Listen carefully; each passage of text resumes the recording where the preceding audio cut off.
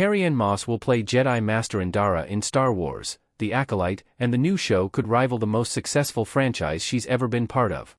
The trailer for The Acolyte showed Moss as a Jedi for the first time, and it already showed her fighting off an attacker and using the Force. She'll be playing one of several Jedi Masters in The Acolyte's cast, and her fighting skills will be instrumental in their task. Based on The Acolyte's confirmed story details, Indara will have her hands full battling a rising threat from the Sith. The Acolyte promises to tell the story of Indara and her fellow Jedi investigating a rash of killings and uncovering the secret at their center. That intriguing plot, combined with the Acolyte's setting in the Star Wars timeline, could make it one of the most unique shows in franchise history.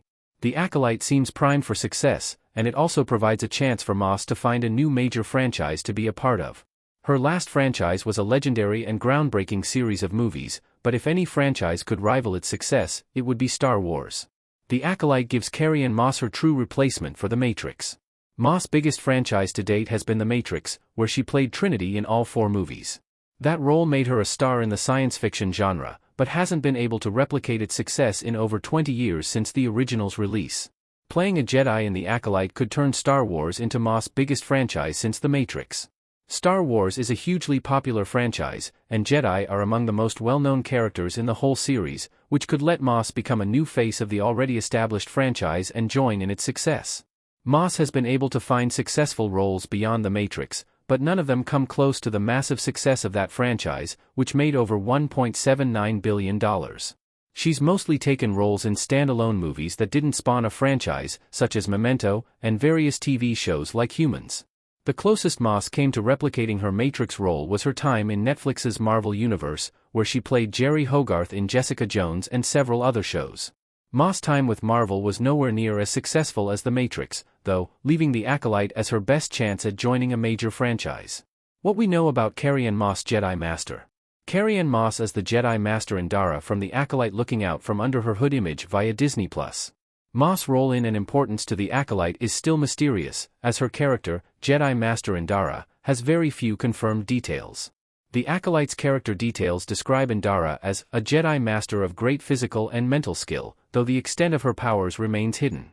Based on the trailer, though, Indara seems to be exceptionally strong with the Force, as she was able to fight off an assault by May without using her lightsaber. In that fight, Indara also pushed May back with the Force and stopped her knife in midair. The Matrix proves Carrie-Anne Moss is perfect for playing a Jedi. Wide shot of a fight between Indara and May in the Acolyte trailer image via Disney+. There are many previous roles that can prepare an actor for their time in Star Wars, but Carrie-Anne Moss might be among the most qualified actors in The Acolyte. Trinity, her character from The Matrix, displayed impressive fighting skills and physical abilities, supernatural powers, and an almost unwavering faith in the greater good. Trinity was essentially a Jedi without a lightsaber, so Moss' experience playing her will translate perfectly to her portrayal of Master Indara. Moss also developed a show-stealing presence as Trinity that cemented her as a sci-fi icon and could make Indara one of the best parts of The Acolyte. In addition to her performance in front of the camera, Moss also gives The Acolyte quite a few advantages off-screen. Even over 2 decades after her debut as Trinity, Moss is still an incredibly recognizable face of the science fiction genre, and her name still has considerable weight with viewers. Her involvement in The Acolyte gives the show more authority based on Moss' previous work in The Matrix.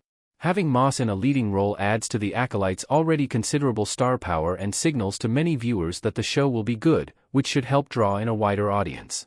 Carrie-Anne Moss in The Acolyte brings The Matrix vs. Star Wars full circle.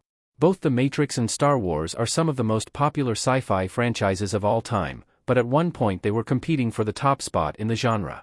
In 1999, both The Matrix and Star Wars, Episode 1, The Phantom Menace released in theaters, which sparked debate over which was better. Many believe The Matrix won the day due to its commercial and critical success, while The Phantom Menace was considered a disappointing entry to the franchise at its release.